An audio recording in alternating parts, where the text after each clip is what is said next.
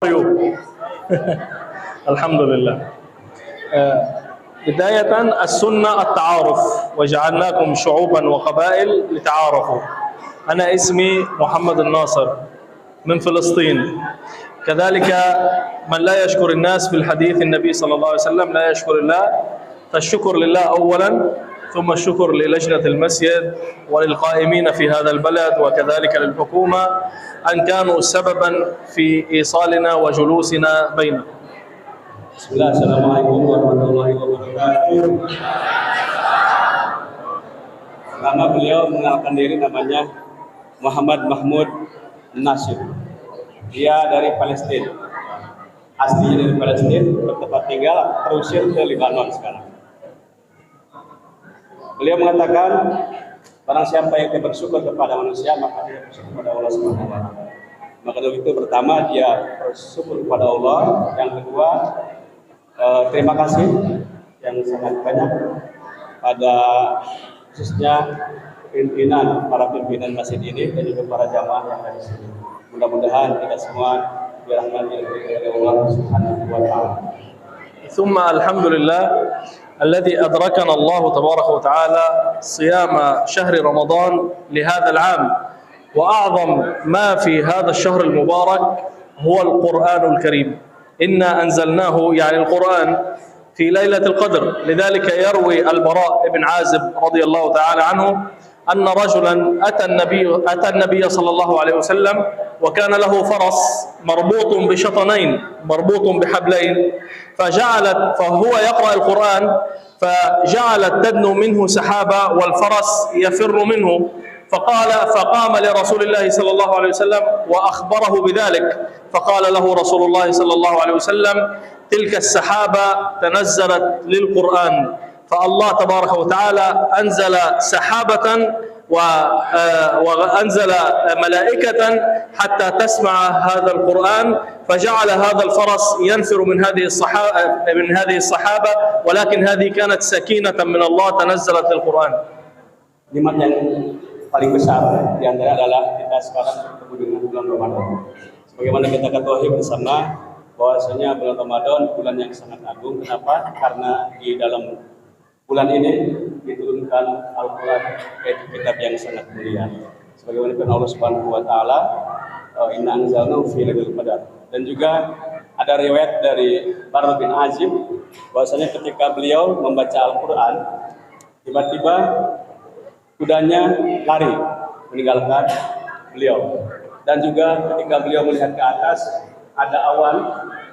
Ketika hal tersebut disampaikan kepada Rasulullah SAW, maka Rasulullah bahwa tersebut adalah para malaikat yang ingin mendengarkan bacaan Al-Quran. Ini merupakan sebuah keistimewaan Al-Quran yang perlu kita perbanyak baca di bulan Ramadan ini.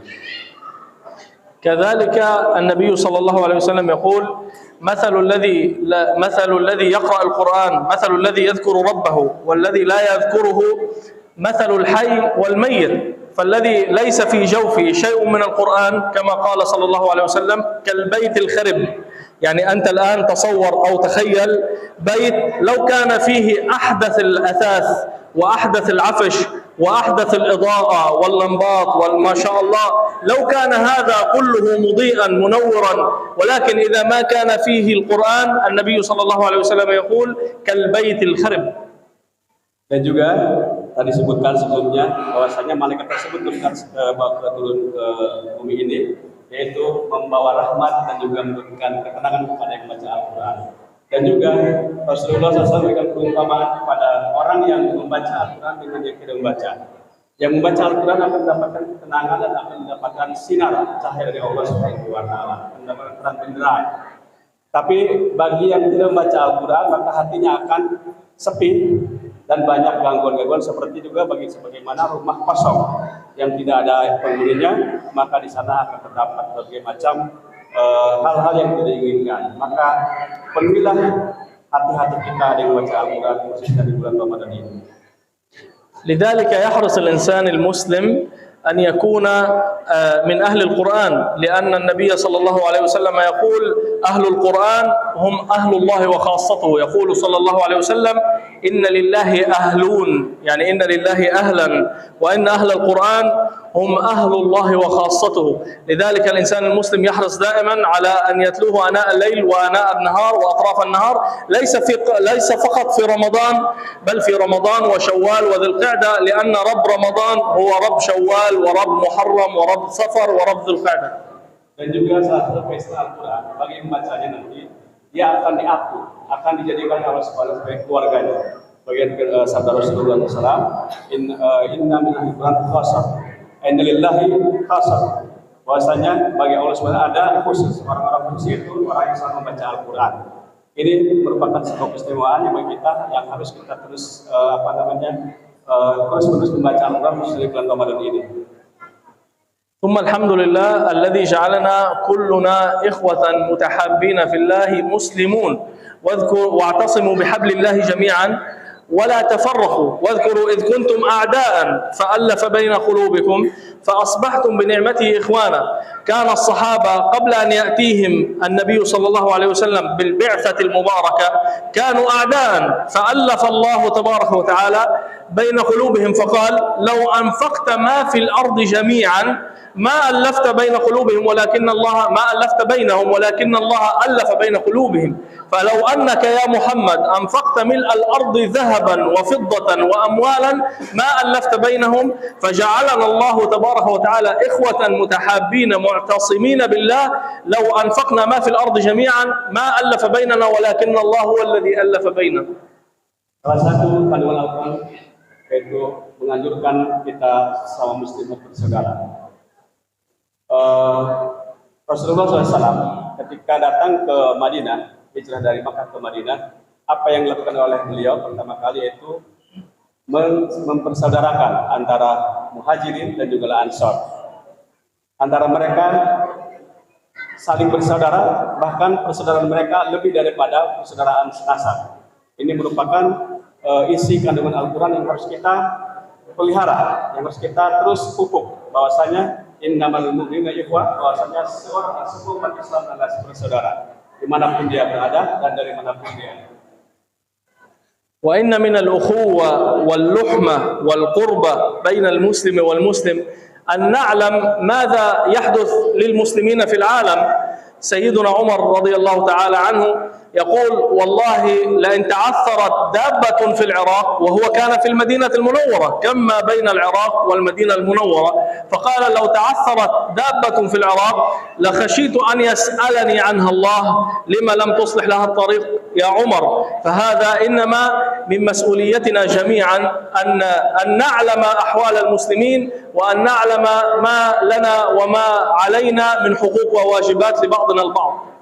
Dan salah satu bentuk persaudaraan kita dengan sesama muslim dimanapun berada, kita harus terus-menerus mencari dan ingin mengetahui keadaan saudara kita.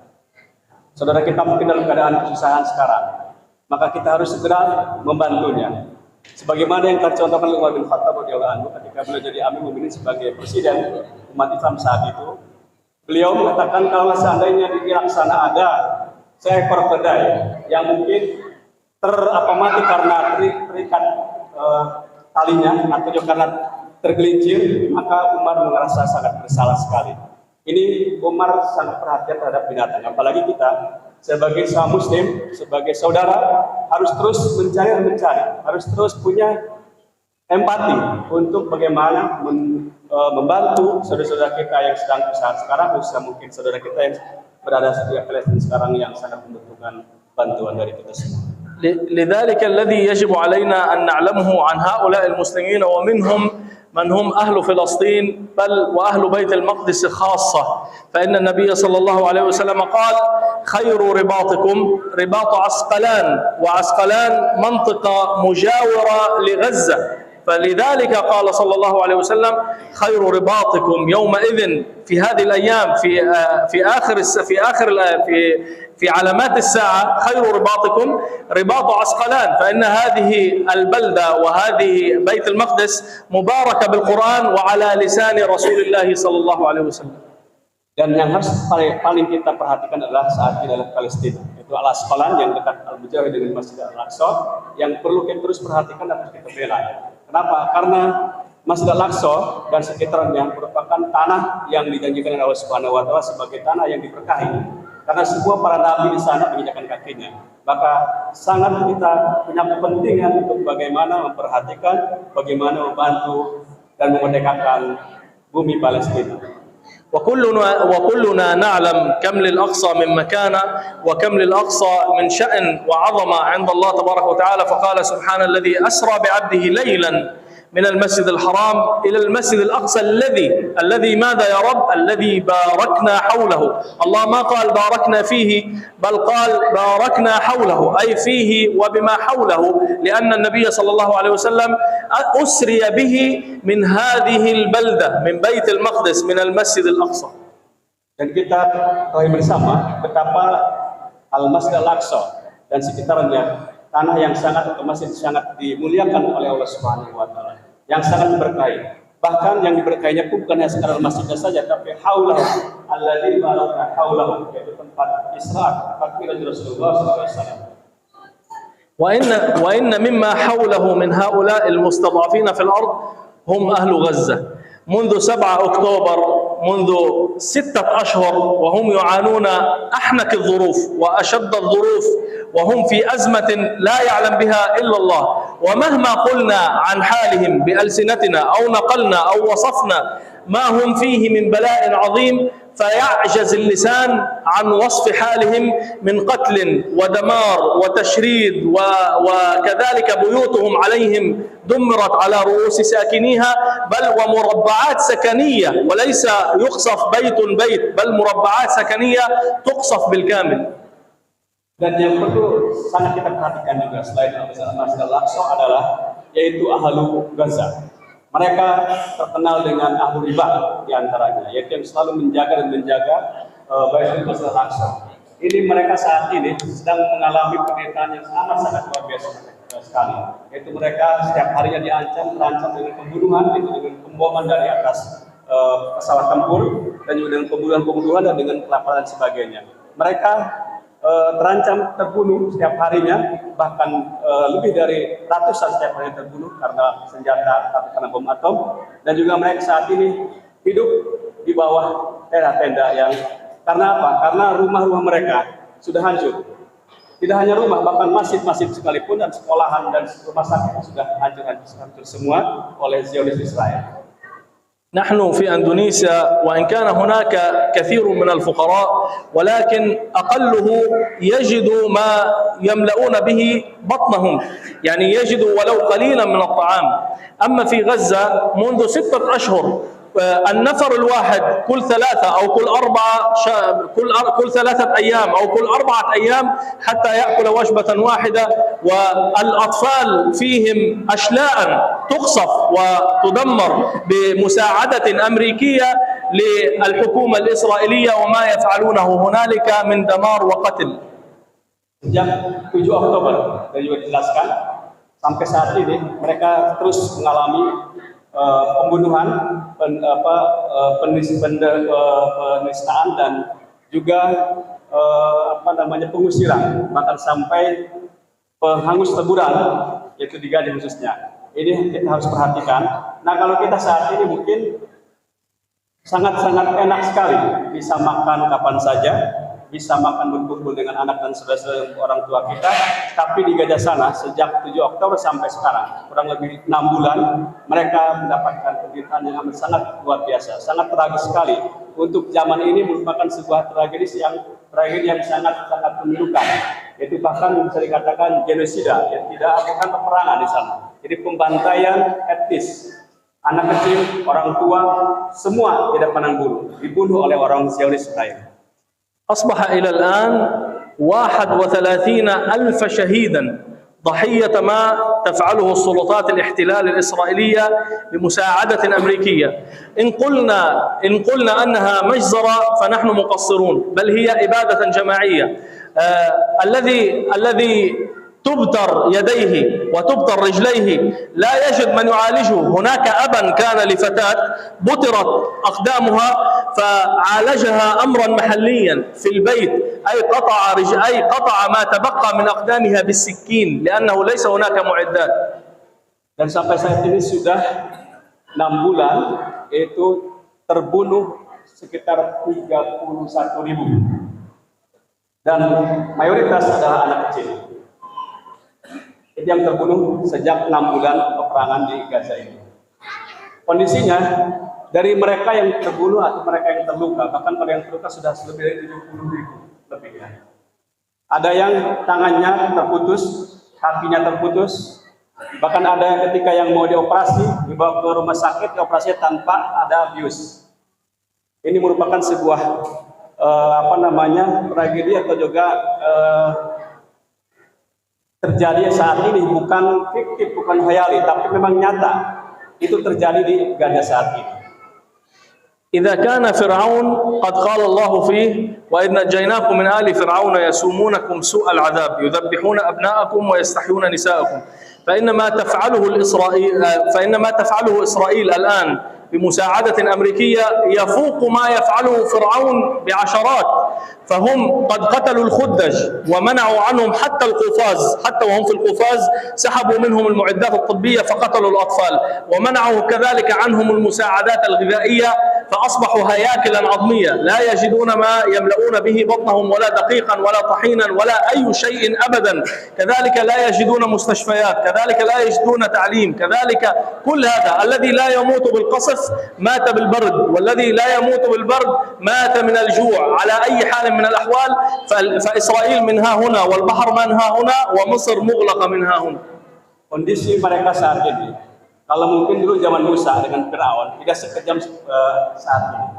Firaun banyak membunuh pasukan Nabi Musa, tapi tidak sekejam yang terjadi saat ini di Palestina, di mana mereka setiap saatnya terus membombardir siapapun dia, tidak anak kecil, orang besar, yang hamil, ibu, bahkan tim medis sekalipun, semua diberi hangus oleh mereka, dihancurkan oleh mereka. Mereka sampai kelaparan. Jadi kalau mereka ahli Gaza khususnya dan Palestina tidak meninggal karena bom atom, meninggal karena kelaparan, dan juga dari mereka meninggal karena kedinginan, dan juga meninggal karena mereka terluka tapi tidak ada obat di sana. Ini merupakan sebuah kondisi realitas yang terjadi saat ini sampai sekarang.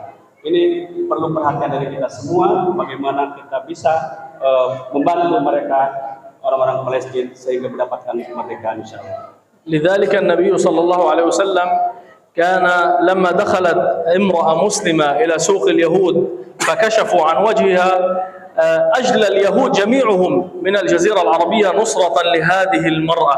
ولذلك لما أهينت امرأة في عهد المعتصم فنادت ومعتصماه فقال لبيك أختاه، فجهز لها جيشا عرمرما لينصر هذه الأخت. فلذلك واجب علينا جميعا نحن المسلمون أن نكون عونا وسندا لبعضنا البعض. Waktu zaman Rasulullah SAW, ketika ada satu orang Yahudi menghina atau bahkan mempermalukan seorang muslimah satu saja, langsung Rasulullah mengangkat senjata dan langsung mengusir Yahudi dari Madinah. Begitu juga saat Khalifah Mu'tasim Billah, ada seorang perempuan yang menjerit, meminta bantuan ke Mu'tasim Billah, ya Mu'tasimah, dalam perang Amuriyah. Beliau langsung mengirim ribuan pasukan untuk memerangi orang-orang yang khianat terhadap umat Islam. Ini merupakan kejadian yang luar biasa yang harus saat ini juga seperti ini. Tetapi saat ini kaum orang-orang Palestina, ahli Gaza saat ini tidak mendapatkan seperti ini. Tidak ada seorang pun yang dari tanggap-tanggap di antara pihak ini, tidak ada yang mau membantu secara militer untuk memerdekakan Palestina. لذلك لا نريد أن نطيل عليكم. النبي صلى الله عليه وسلم يقول ما زال الله في عون العبد ما كان العبد في عون أخيه، فمعية الله معك إن كنت مع معية أخيك. ولذلك يقول عليه الصلاة والسلام من فرج عن مؤمن كربة من كرب الدنيا فرج الله عنه كربة من كرب يوم القيامة. Untuk itu, mari kita sebagai umat Islam bersaudara, kita harus terus empati dan saling membantu. Karena janji Allah melalui Rasulullah SAW, Allah akan membantu seorang Muslim selama dia membantu saudaranya semuslim. Dan juga hadis Rasulullah SAW, barang siapa yang melapangkan, menghilangkan kesusahan orang muslim atau saudara yang muslim, maka nanti di hari kiamat akan dihilangkan oleh Allah Subhanahu wa taala semua masalah dan kesusahan di hari kiamat nanti insyaallah. Untuk itu, mari jamaah khususnya kita mendoakan dan kita dukung perjuangan kaum Palestina, semoga mereka mendapatkan kemerdekaan dengan cepat. والذي لا يقدر على شيء إن شاء الله لا يترك الدعاء أبدا. النبي صلى الله عليه وسلم قال فبقلبه وذلك أضعف الإيمان. فأضعف الإيمان لو الدعاء ونحن في هذا الشهر المبارك الذي لا يقدر على فعل شيء، فيدعو الله في أن يرفع الله تبارك وتعالى هذا الظلم عن إخواننا في غزة. ونبقى نعطيكم الآن المجال أو نفسح لكم المجال إن كان هناك أسئلة. Begitu minimal kita mendoakan saudara kita agar mendapatkan kemerdekaan, karena ini merupakan salah satu refleksi keimanan kita yang sangat minimal ketika mendapatkan saudaranya dalam keadaan kesusahan, mungkin dalam keadaan sedang tertindas, tapi kalau kita hanya diam saja, itu merupakan keimanan dipertanyakan. Tapi minimal kita mendoakan, insya Allah bukti bahwa kita sedang beriman kepada Allah Subhanahu wa taala. Mudah-mudahan rakyat Palestina dan Palestina secara keseluruhan kemerdekaan dengan cepat insya Allah. Dan dari saya sebagai syekh di sini dari Palestina boleh mengucapkan terima kasih sekian, dan jika ada pertanyaan dipersilakan. Sudah. Maaf ya silakan.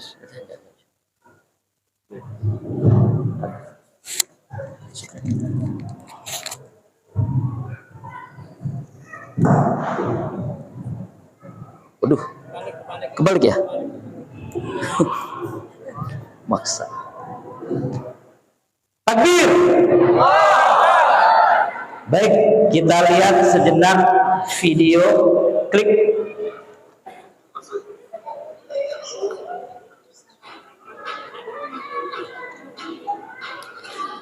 Ini video ya, ada 5 ekor sapi. Apa maksudnya 5 ekor sapi ini? Tadi kita lihat ada seorang bapak begitu bangganya, dia ini adalah Menhan, Menteri Pertahanan untuk Israel, gitu ya. Mereka mengatakan kami menerima sapi 5 ekor, sapi 5 ekor, yang mana ciri-cirinya itu adalah 5, dari 5 itu 1 warna merah, kemudian tidak punya bulu dan belum pernah dipekerjakan. Kapan menerimanya? Menerimanya 2022. Dari mana? Dari negara Amerika. Nah, ya, klik dulu.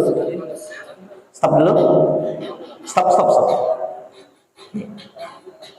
Ya, nama laki-laki tadi Pak, Bu, Itamar bin Gvir. Ya, Menhan, orang Israel. Dia mengatakan, kami menerima sapi dari Amerika sebanyak 5 ekor. Apa gunanya sapi ini? Sebelum tanggal atau bulan Oktober, 4 bulan kemudian, umur sapi itu kurang lebih 2 tahun.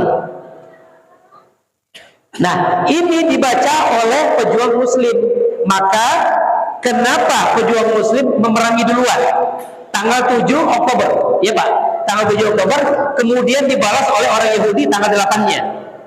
Sebenarnya nanti orang Yahudi itu ingin membantai kaum muslimin 4 bulan kemudian, berarti November, Desember, Januari, Februari. Kira-kira bulan itulah yang nanti orang-orang Yahudi itu akan menggempur kaum muslimin, khususnya yang ada di Gaza, begitu kan? Gunanya sapi tadi disembelih, kemudian darahnya itu dan dagingnya untuk menyucikan, untuk mensucikan mereka karena mereka habis membunuh kaum muslimin. Paham Pak maksudnya Pak? Nah, jadi sapi merah tadi itu untuk ritual mereka. Hari ini kata Syekh 31.000 yang terdiri dari anak-anak gitu ya, dan ibu-ibu mayoritas dibunuh. Bagi orang bagi orang Yahudi itu bukan manusia lagi, Pak. Habis ngebunuh nanti mereka potong sapinya, kemudian mereka merasa bebas dari dosa-dosa. Nah, inilah yang dimaksud dengan sapi merah tadi, Pak. Makanya kaum muslimin tanggal 7 Oktober itu memerangi duluan. Ya, karena sudah dapat kabar dari Intel bahwa nanti kira-kira bulan Februari orang Yahudi itu akan menggempur besar-besaran. Ya, jadi kan ada pertanyaan dari masyarakat nih, kenapa Hamas itu atau pejuang Muslim memerangi duluan? Ya enggak? Mengapa memerangi duluan? Ini alasannya. Ya, karena ada konspirasi, ada niat dari orang Yahudi ingin memerangi kaum muslimin. Nah, kita lihat cuplikan sedikit next. Kebrutalan orang Yahudi terhadap kaum muslimin.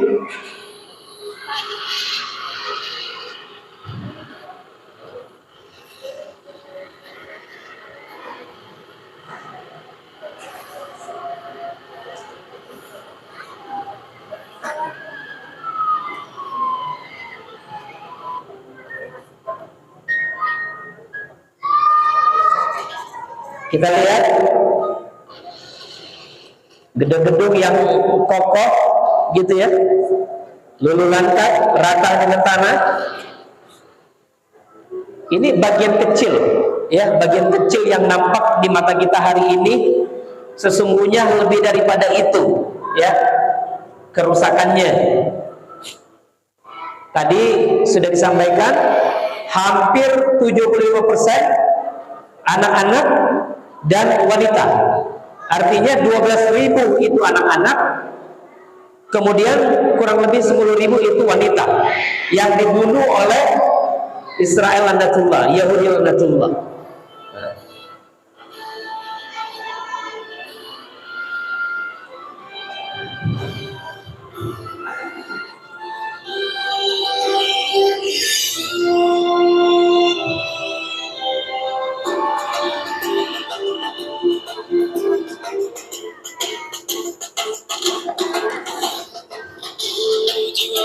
Ini aksi di Cilegon, kemudian di Pandeglang,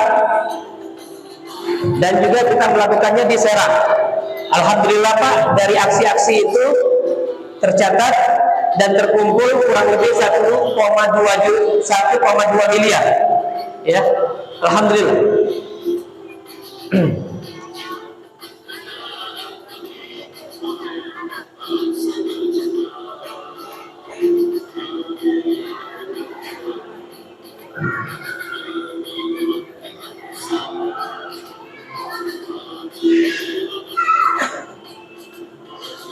Nah, dari pengumpulan termasuk aksi tadi, alhamdulillah sudah disalurkan gitu ya bantuan-bantuan itu, terutama kemarin pihak Harfa kemudian dengan SPM Sahabat Peduli Memanggil ke Mesir secara simbolis menyerahkan bantuan berupa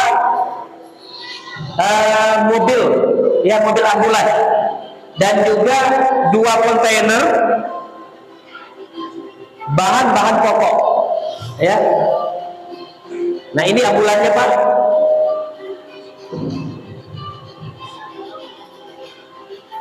Alhamdulillah ya, ini bantuan dari masyarakat Indonesia khususnya dari Banten. Nah, ini kontainernya.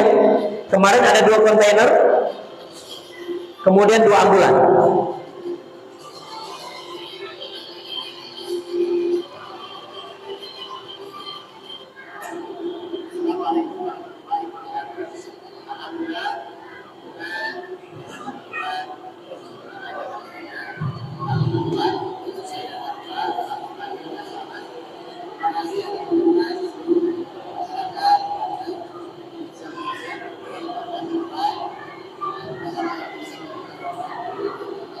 Ya.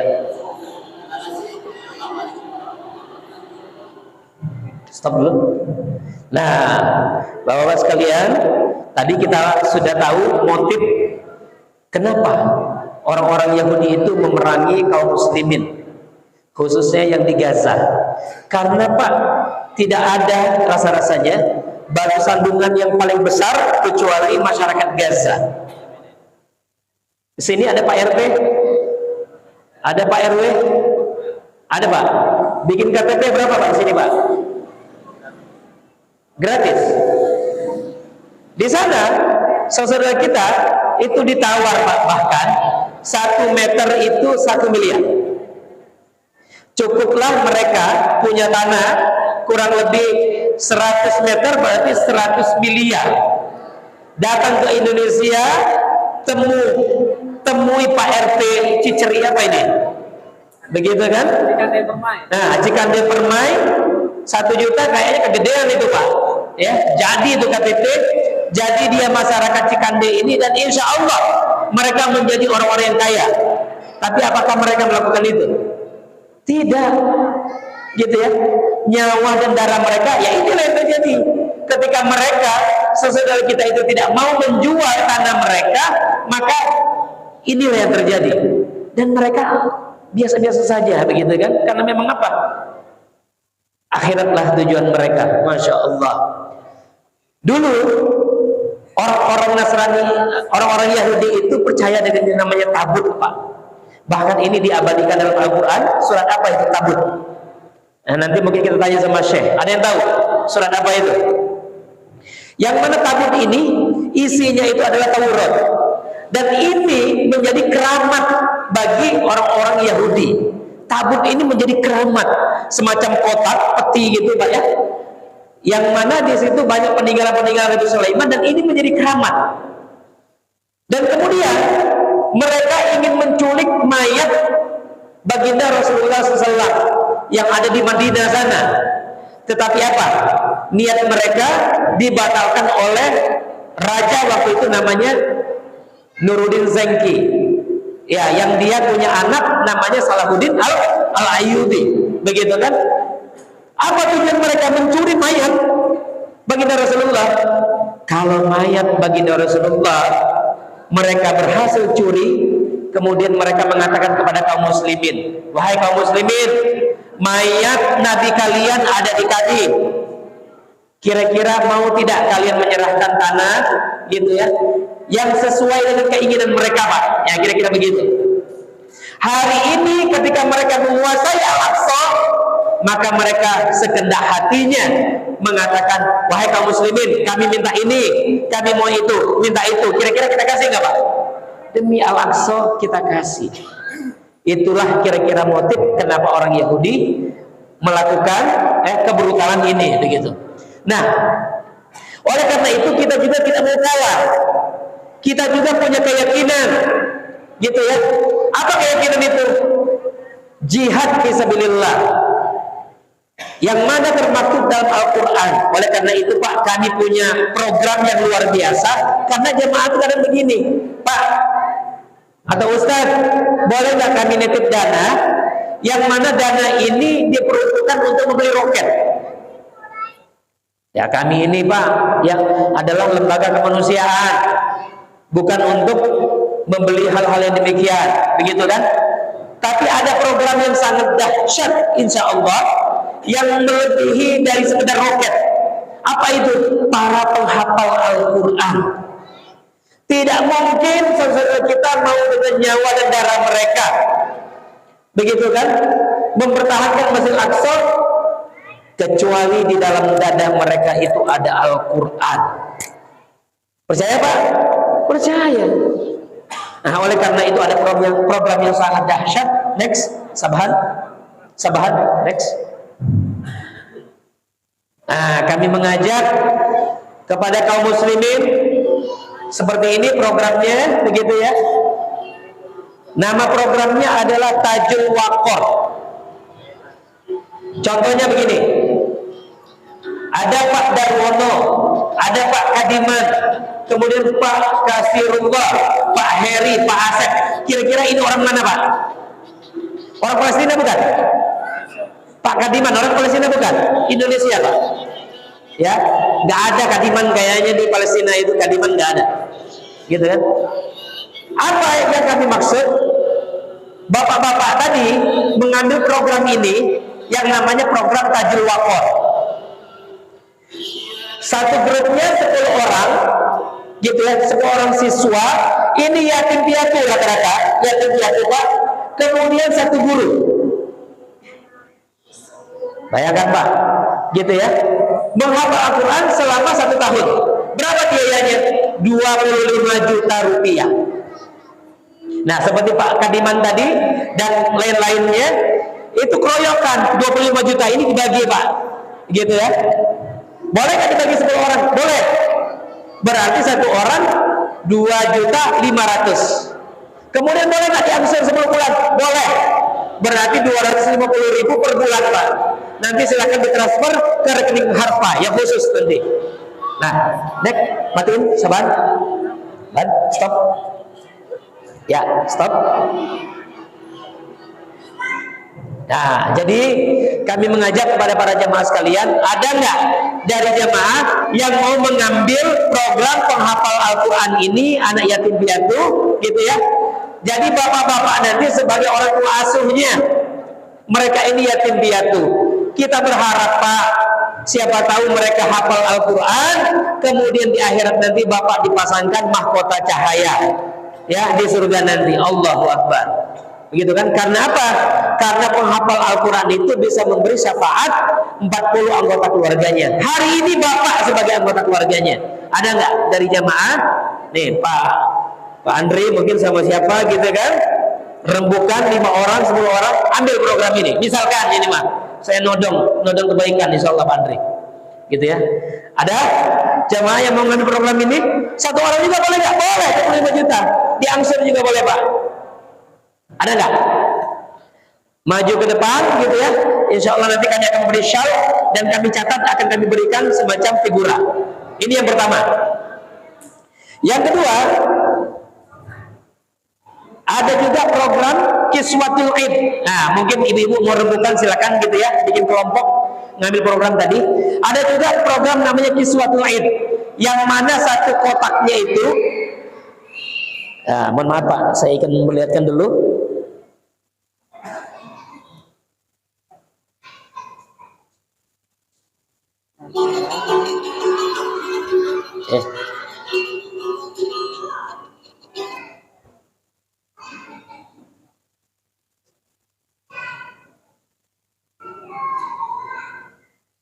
Nah, seperti ini Pak.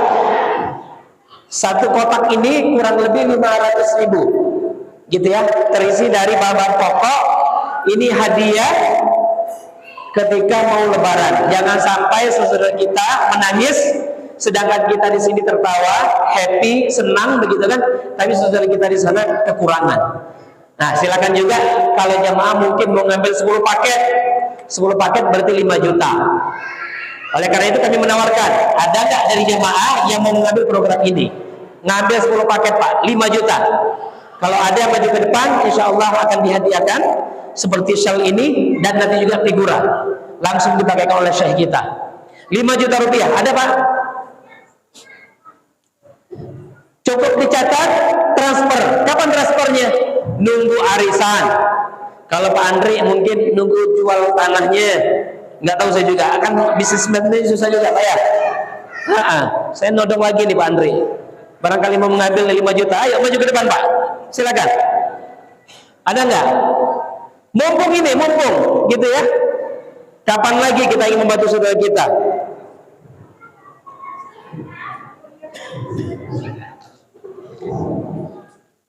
Pak, Bu, kedengaran suara saya?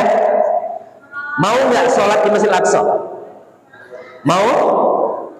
Mau sholat di Masjid Al-Aqsa? Cium tangan? Mau semua? Mau? Ya? Apa kata Maimunah? Ya Rasulullah, apa yang harus kita lakukan dengan Masjid Al-Aqsa? Kata beliau, datanglah ke sana karena itu pada mahsyar. Jadi Sabahan, buka gambar lagi. Satu, ini ditutup dulu. Ditutup. Ya, close. Klik. Ini satu. Ya. 2 kali. Klik aja, klik 2 kali. Ya, buka. Nah, ini dia Pak. Kata baginda Rasulullah, ini padang mahsyar. Ini padang mahsyar. Saya alhamdulillah Pak 2019 pernah datang ke sini langsung. Masuk ke sini pernah. Pokoknya sekitar sini lah, ya. Di sebelah, mungkin saya lupa di sebelah mana, yang Masjidil Aqsa. Di situ banyak sekali kuburan-kuburan orang Nasrani, kuburan-kuburan orang Yahudi. Kenapa? Karena mereka percaya dengan hadis baginda Rasulullah, ini padang mahsyar. Kalau padang mahsyar dikubur di sekitar sini, mudah-mudahan cepat nanti dihisab. Inilah kepercayaan orang Yahudi dan Nasrani terhadap hadis baginda Rasulullah SAW. Mereka percaya, dan saya melihat langsung kuburan-kuburan itu, begitu ya. Dan mereka bangga kalau dikubur di sekitar sini, Pak. Lantas kata baginda Rasulullah, sholatlah di sini. Ini pertanyaan saya, mana yang disebut yang Masjidil Aqsa, Pak? Mana? Hah? Semua ya, satu wilayah ini. Boleh Bapak sholat di sini, dimanapun. Maka kata baginda Rasulullah, bagaikan 500 kali lipat dibandingkan dengan masjid-masjid yang lainnya. Kata Maimunah, ya Rasulullah, jarak Madinah dan Palestina itu jauh, kurang lebih 1.500 km. Kalau nggak bisa, apa yang harus kita lakukan? Kata baginda Rasulullah, kirim Zaid. Zaid itu semacam minyak. Kirim isi kantong kita, kirim isi rekening kita. Maka kata baginda Rasulullah, kamu seolah-olah telah berkunjung ke sini. Masya Allah Pak, Bapak tadi sudah ngisi kotak amal, mudah-mudahan itu yang terbaik. Dan mudah-mudahan kalau itu diterima, berarti malam hari ini juga Bapak mendapat pahala seolah-olah telah sholat di Masjidil Aqsa. Yang lebih hebatnya lagi apa Pak? Yang lebih hebatnya lagi kata doa yang sangat masyhur, yang sangat terkenal dari Nabi Sulaiman. Ya Rabbi, siapapun yang masuk ke dalam Masjidil Aqsa, jadikan mereka ketika keluar nanti seperti bayi. Masya Allah. Bapak sudah nyumbang, sudah dianggap masuk ke sini, berarti didoakan juga oleh Nabi Sulaiman alaihissalam. Semoga jemaah sekalian seperti bayi. Oleh karena itu sekali lagi Pak Andre, 5 juta rupiah maju ke depan. Siap? Atau yang lainnya, begitu ya? Transfernya kapan? Nanti nunggu THR boleh, nunggu laku, deal-dealan bisnis juga boleh, begitu kan? Silakan maju ke depan. Kalau nggak juga 2.500.000, maju ke depan.